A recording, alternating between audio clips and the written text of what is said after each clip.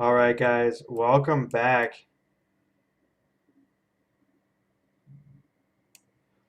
Welcome back. Yeah, yesterday we had a really nice stream. It was really fun. I don't know about you guys, but I really enjoyed myself, and we were able to cast some really fun gameplay. Um, I do want to make sure, darn it, uh, gosh, you guys, I'm gonna just go back into the game here. So we're still in these beginning stages. We're just getting a few more things tweaked and set up. It will be just about a minute before we start streaming and casting this game live. So, well, not live, it is recorded. But yeah, so I'm looking forward to it. I really hope my good friend Kev has made it back to the stream, as it's always fun to have him along for the ride. And any of you who may be returning for a second time, thank you for coming back. And anybody who might be new, of course, I definitely appreciate you. Um, yes, yes, yes. So we're going to see here. Um,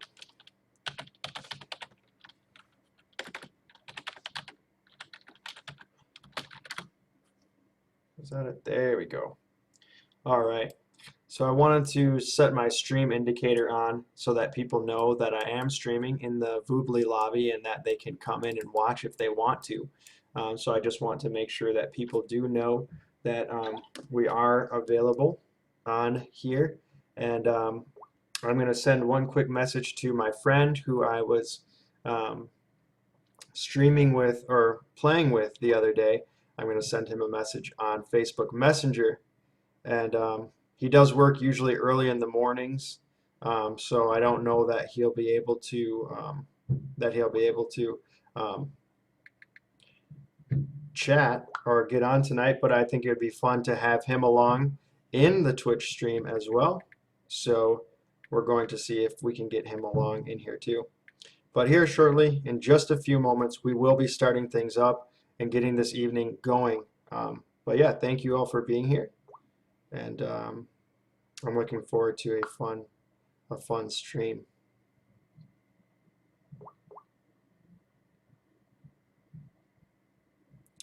Let's see here.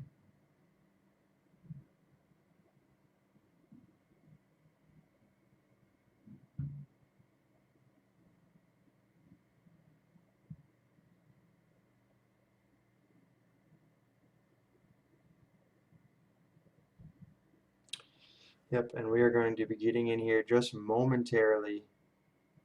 All right, cool. We are up and running. We're going to close this window and close this stuff here. And let's see here. All right, let me just get the game get going here.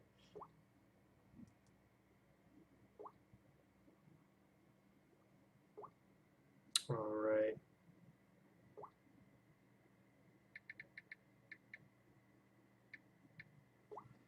All right, cool. So we're gonna get this underway now. We're gonna get this underway now. So game one. So today we are streaming a best of 5 series between TaToH and Tim. This is from the Masters of Mega Random tournament. This tournament was just recently played this last weekend, which was Saturday, I believe. So Saturday was when the final match of this tournament was played. Yes, so it's a best of 5. The winner has been decided. This is a recorded game, so I guess I'm just like kind of fumbling over stuff here, aren't I? Watch recording. There we go. Boop, boop, boop. Okay. But what was I going to say? Um, yeah, so the game is already over. This is recording. Just a disclaimer, this is a recording. But this tournament has been quite interesting so far. Both of these players are very high rated and very high ranked in AOC. So we're going to be able to watch some gameplay from them today and kind of see what kind of gameplay and things they're going to be doing today. So let me switch the scene here to the full window. And if you guys want to comment in chat, if there's anything wrong with the stream or the volume or the image or anything like that is not up to par or something's wrong, please let me know. Otherwise, I'm just going to assume that everything's okay and we're just going to keep going forward with the stream. But sit back, relax, have some fun, and let's watch how these two players go at it. I looked online, and I do believe that there's a $500 prize for this match. So the winner of this best of 5 will have a $500 US prize. So that's definitely something worthwhile to play for. And these players will be playing for that today. All right, so if we look on the west of the map, we have Tim. Tim is playing in the red, and he's going to be playing as the Huns, which I'm sure as him being an expert player, he's probably very used to this civ, as many high-rated players are used to this civ. So that shouldn't be any disadvantage to him at all. Tim at one point was considered to be one of the best Chinese players in AOC, and definitely at the very top tier of AOC gameplay. And I still feel like he is still quite a good player at this game, especially if he was able to make it to the finals of this series. Looks like the first boar lure going to be coming in for Tim, and he is going to have loom, so that shouldn't be any problem for him. We're going to switch over to TaToH's perspective and take a look at what's going on with him. He's going to be down on the east side of the map, or the southeast side of the map. He's going to be playing in the blue as the Turks. And we did see last night, we saw some good gameplay with the Turks. We saw some Janissaries being used. We saw some bombard cannons being used, some bombard towers being used. So this is definitely a threatening civ if you know how to use them and use them correctly. We may be dropping a couple frames. It says I've dropped a couple frames, but hopefully I left it at this quality before and it seemed to be fine. So hopefully the stream is holding up. If there's any problems, again, please just let me know. And we could maybe make some adjustments. But again, I'm going to continue as long as no one is making any comments and nothing seems wrong. This is going to be a Castle Age start, so that means that these players are going to be starting in the Castle Age, which is going to make the meta and the gameplay slightly different than what you would typically expect for a typical Dark Age, maybe Arabia war. So there's going to be a little bit of a different meta as these players are going to be able to start in the Castle Age, which means instead of having to wait, they can automatically start dropping down town centers right away. And we see that by TaToH here dropping down a TC right away. All right, so TaToH doing some scouting around his side of the map, and he has looked around. He's spotted this gold mine off to the right. But I did take a little peek at this game already, and I've noticed that that there's a wood line actually that separates both of these players that goes literally all the way down this river. I don't know for sure if you can get through here just by walking, but right now it just doesn't seem like you can. It seems like there's no way to get through this unless you cut through it. So this map is definitely going to be slightly different than anything we've seen before or anything we've experienced before, as these players have to cut through. Kev, I'm not spoiling. I didn't watch this. I didn't watch it. I didn't watch it. All I did was look at the map for literally 10 seconds, and then I stopped. So this game will be just as fresh to me as it will be to you. But thanks, Kev, for not for warning me. No spoilers. No spoilers. If I spoil, I will be banned. No, I'm just kidding. But I do not know what happens in this series of games. I've done my best to make sure I don't get spoiled because I don't want to be spoiled. I want to know what happens, and I want the excitement to be here for me and also for you guys. But yes, but both players gonna have this small thin wood line in between them, with a small river in the middle. So we'll have to see we'll have to see how that plays a factor. And I'm curious how many town centers these players are on right now. So it looks like TaToH is going to be just on 2. And if we switch to if we switch to Tim's perspective, sorry, getting this mixed up, he's also going to be just on 2 right now. He is dropping his 3rd town center now. And let's see, it looks like TaToH, let's see if he's going for a 3rd one yet. He is going for his 3rd. So both players opting to go to a 3rd TC at roughly the exact same time. 2nd Borlore coming in here for TaToH. And both of these players are going to have Loom early on, as there can be a lag between them. They're not playing too far away from each other if I know my geography well. But TaToH is going to be from Spain, so he's going to be playing from Spain. He also has a stream too and a YouTube channel, which I did not know until recently. And I've been thinking of watching some of his videos to see he gives out some strategies and some cool things like that. So if you're interested in that, I recommend going to check out his channel, where you'll see some strategies and some of his gameplay. And again, he also streams, is what it seems like to me. But yeah, TaToH is from Spain. And Tim, I spoke about this earlier. He is from China. And again, at one point, he was considered to be the top Chinese player. Now, Mr. Yo is considered the top Chinese player.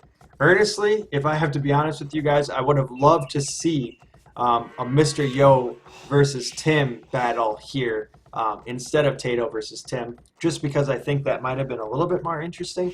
But either way, I still feel like this matchup should prove to show some good strategies and some good gameplay between these 2 players. So we'll have to check out what happens and what these players opt to do. A lot of houses coming in the back. And let's look at what Tim can see so far. So Tim doing just some scouting here, and he might have his scout on patrol as he's continuously just looking around and checking out what's going on around the map. But he has scouted his whole side. Yes, Kev. I mean, very, very strong Chinese name. Very similar to like Chong or Jian or something like that. So yeah, Tim, just a very common Chinese name that you might see often. Oh man, you guys are funny. Kev, cracking me up. But yeah, very strong, very unique. Let's continue. That's funny. Another thing that we might find interesting here as well is that these players have limited minerals. So as we can see, here's a stone mine, and that stone mine only contains two stone piles, where typically it has much more. So I think that is going to be a bit of a challenge for him. Looks like another town center going to be coming out on the back, and it looks like Tim here is going to be looking for some of this gold. As I just said, the minerals are very sparse. There's a gold pile here. It doesn't have. Yeah, I did lose composure with that one, Kat. That was funny. It doesn't have very much gold, and also this one back here is not going to have too much gold. So it will be interesting to see how these players play with very few minerals. The stone being limited, that means they're going to be able to make less castles, less towers, also less gold units, unless we see them utilizing their market a lot, which I do think we'll see that happening, as most players, when they're limited on resources, they'll still find a way to kind of to use that market. And I actually just heard the market going up. I believe that market just went up there by Tim. So we can expect to see some balancing of the economies here, as a few resources are going to be limited, and those resources are still very important, especially stone. Stone is an important resource as it helps players to hold map control. Stone is an important resource because, of course, it's used to make town centers, but you're going to be able to build castles with it, which is a really important building for holding map control, and you're also going to build towers with it, which is more important, I would say, in, like, say, the feudal age, but still, it's important for them to have that stone so they can use that for their map control. It doesn't look like wood is going to be very limited, as these players do have pretty large wood piles. So I feel like for the most part, we can expect wood to be not an issue. And it looks as if I've been watching Tim for so long. TaToH has gotten through, and he is going to start to do some scouting here. So I believe he cut through here. He cut through with his villagers here, I believe. And what he did was he created some janissaries. And now he's also going to have a galley out on the water in the river. And he's going to be looking around, just kind of scouting out. And this is a good play right now by TaToH. I may have got those two mixed up, but TaToH is the one who is cut. He's starting to look around and do some scouting right now, and he's opting to go for, I believe, what will be a second dock from him. Yes, a second dock, and it looks like he's going to be trying to probably get some of this fish and maybe also control this middle area with warships. And those warships may prove to hold some map control, so we'll have to see. Treadmill crane coming up from TaToH, which I believe is going to help his villagers create buildings a little bit faster, as both players are clicking up to the Imperial Age, which means that the action should be coming soon, and they should be able to cut through here pretty quickly and start harassing each other. But I do like this play by TaToH. I think it was wise for him to cut through early and kind of get an idea of what's going on and hold this center area. Because if he's holding the center area, he's going to be able to kind of see what's going on and also hopefully prevent his enemy from moving in on him. So this is definitely an example of using map control to your advantage, and TaToH being very wise, moving in early to this center area.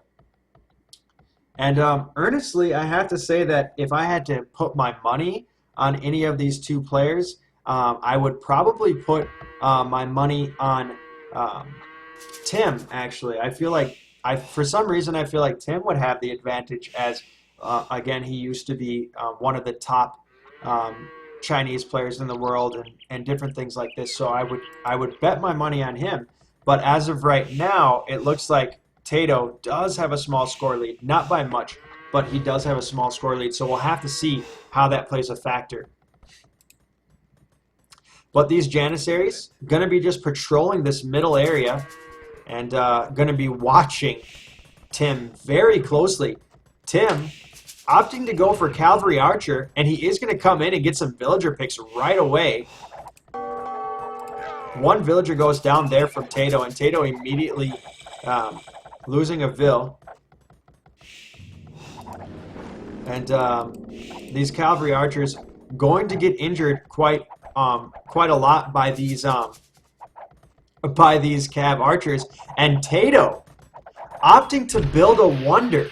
Of all things, this man decides to build a wonder. And Tim also deciding to build a wonder. Both players building a wonder. Now, in this tournament, standard victory is on. So a lot of us like to play Conquest. What is it? Conquest, I think it is. The setting would be where the only way you can win is by really defeating your opponent. Well, in Masters of Mega Random, they've switched it up. They changed the settings. Standard victory is on. And it looks like, even though Tim had a slight score disadvantage going into the Imperial Age, he is going to be building a wonder. And so is TaToH. And I guess the question now is, which player is going to get their wonder up faster? TaToH with a 37%, and Tim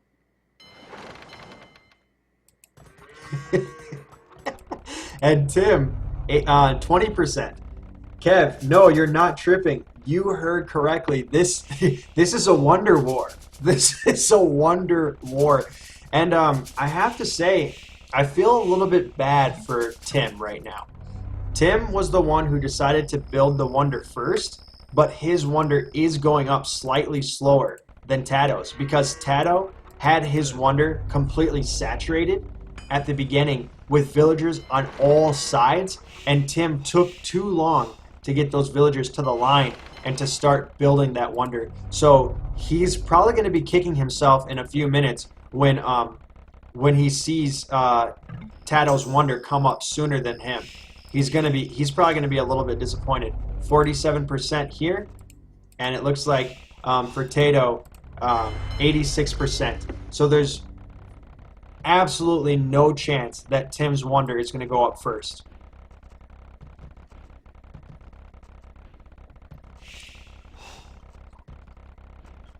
And that means that if Tim wants to win this match, there's only going to be one way that he can do it.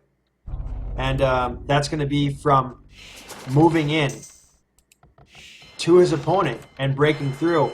And there it is that Tim is going to know now that TaToH has a wonder, and he's going to have to start deciding what he's going to do and how he's going to play this game.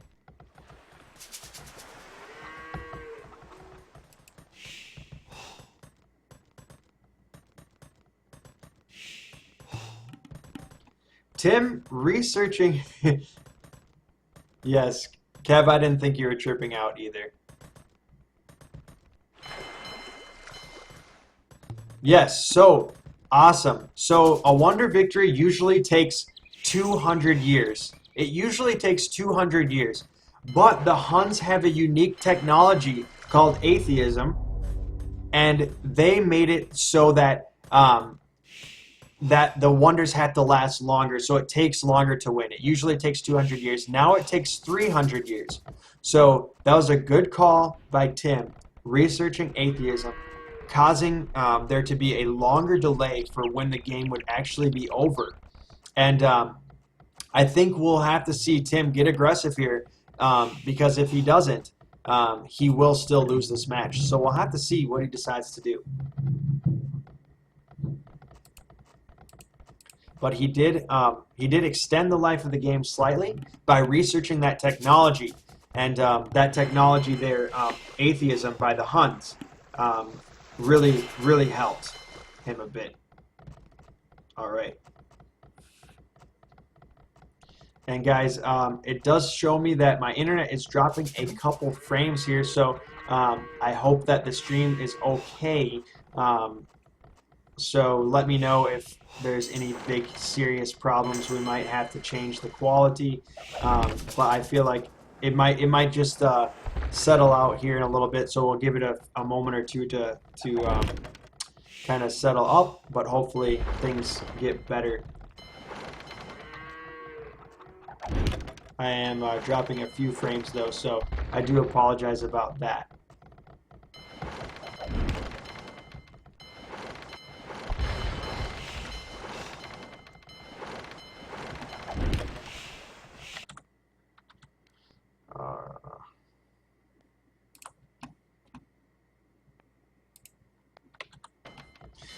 All right. So looks like Tim is going to cut through, and he's going to get his cavalry archers in here. Cavalry archers going to be moving forward, and lots of warships and demo ships coming out from TaToH instantly, killing almost Tim's entire army of cavalry archers. That is absolutely sad for Tim, as TaToH comes out with all of those ships inside the middle territory, and TaToH playing this so well, playing this so incredibly well.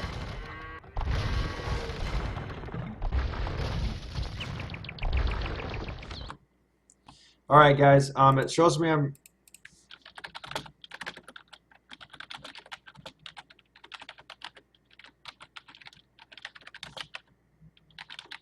I'm just wondering if the stream is dropping a lot of frames. If you could please, yep, that's what I was afraid of. I am almost tempted to Okay. All right. Hopefully it balances out a little bit. It doesn't seem like it is. I'm gonna pause the game momentarily.